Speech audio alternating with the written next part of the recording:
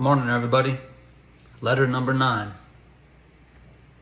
Got a long way to go still.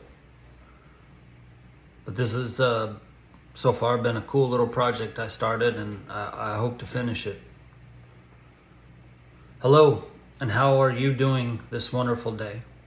Good, I hope. I was just writing to you to thank you for taking the time out of your day to come here and share your testimony. I could really relate to your story and the things that you were saying. I am from Colorado as well, and I have done time in DOC. So your story gives hope that it can be done. And you can get success if you do the right thing. Follow rules, work hard, and stay positive. Just seeing you and the path that you took and what you endured, how you handled adversity when it came your way, how you said no and kept on your day. The keys that you said that I know will have to follow, that will be huge for me, is to stay busy and keep my day filled and not get bored. So just wanted to say good luck to you and what life has to offer. Keep giving your speech and following your story. It really meant a lot to me, so thank you for your time. Just another man stuck inside those cells that has lived a life of probably pain and trauma, and he relates to that. Even though none of these guys have the same story as me from the basketball standpoint, going to all these colleges and failing out and playing and failing out and playing, and very few can relate to that. But that's not the point. The point is, this is life, and everybody goes through trials and tribulations, and everybody has hard times and difficult times. So it doesn't matter if you're an athlete, a non-athlete, a business owner, working the trades, teacher, firefighter, cop. I've spoke to them all.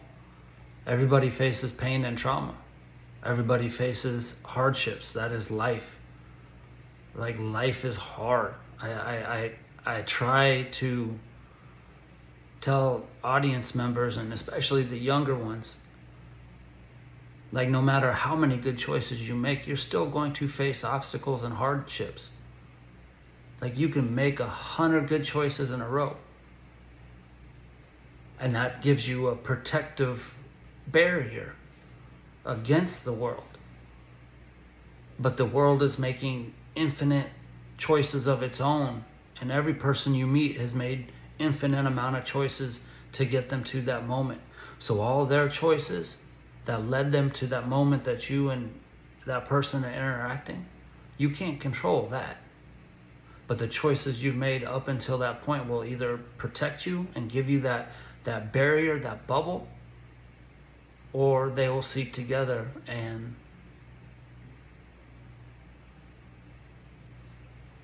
work against each other in many cases. I think about this all the time, and it's not, I don't know if it's right or wrong, but I think about a lot of the people that came into my life and who they were before they met me and what they would be like if they didn't meet me. Now, I can't say that I hold that much weight and value to who they are as a person, but I know who they were before they were with me and the trajectory that they were going on. Now, obviously, they would have met somebody else and their trajectory would have gone a different place. But I think about that a lot, and the people that I've met, that I've spent time with, and who they were before me and who they were after me.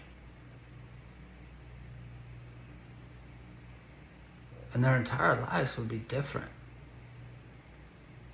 Entire lives.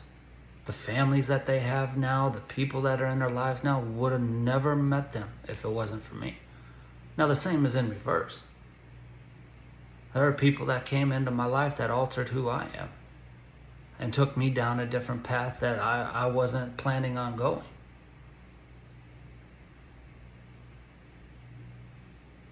Again, I guess it circles back to being the sum total of the 5 people you surround yourself with the most. Because those 5 people are going to either add or subtract who you are as a person. Like, I've never really honestly just sat down and thought about it deeply. But that is the case. I mean, you are who you spend your time with. So if you have bad traits and do stupid stuff, check the people you spend time with. You are likely doing dumb stuff because the people around you are doing dumb stuff. What's that saying? You can't go into a barbershop without getting a haircut. It's the same with hanging out with people. That's why I don't hang out with people who drink and party. Because what if I have one of those moments where I slip up and I'm at the bar and I've said no 1,000 times? What if I say yes that one night just because I have a moment of weakness? Oh man, I'm good. I've been sober 23 years, 1 drink, no big deal. I know what alcohol does to me. I know I can't go down that path. So I have to protect that. And so if there are people who try to influence me to drink, then I don't want to be around them. Like, I've gone to all kinds of conferences and networking things, and I feel like an outsider a lot of times because after the conference ends, everybody goes out to the bars and drinks and stuff, and I don't go. I know, everybody else is like, oh, you can still go out, you don't have to drink and have a good time. No, I've tried that. It makes other people feel uncomfortable. It does. I'm not selfish enough to put myself in that situation and ruin the rest of everybody's night. I don't think that's cool. I'm not going to ask people to change because of me. I don't do that. This is who I am. Accept me for what I do, and if you don't, then that's fine.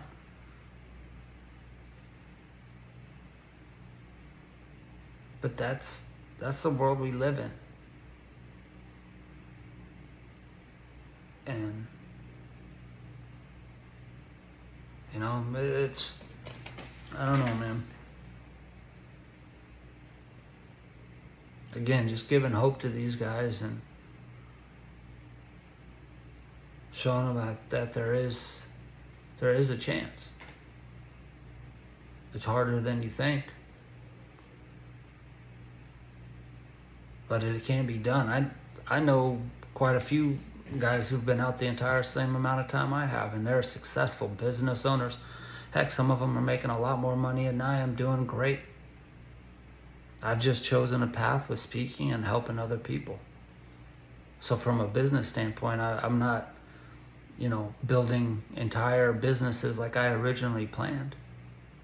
Once I fell in love with this speaking thing, that's all that mattered to me.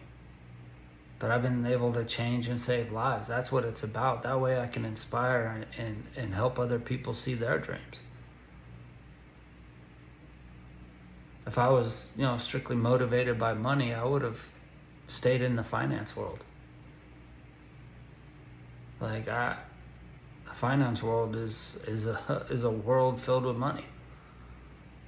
It's finance. But I knew there was greater things to be done. So I stepped away from that industry. I stepped away from trying to chase those types of careers. Like I said, I've for about 2 years, I traded stock every day. That was like my salary in the early 2010s. After I graduated and quit one of my jobs and quit coaching, it was part of my income.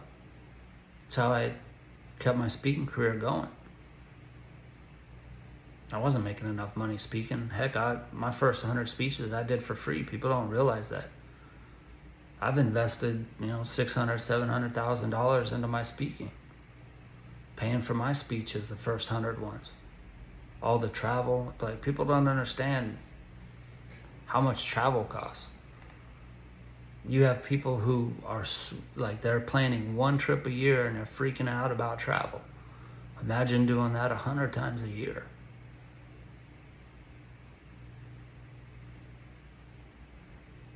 Now, some speakers, when they work in corporate, they can have that covered in their corporate gigs.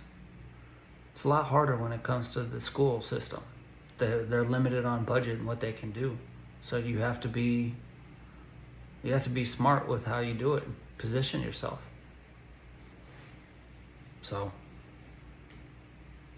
but anyway, this is what, day 9? 9 days of actually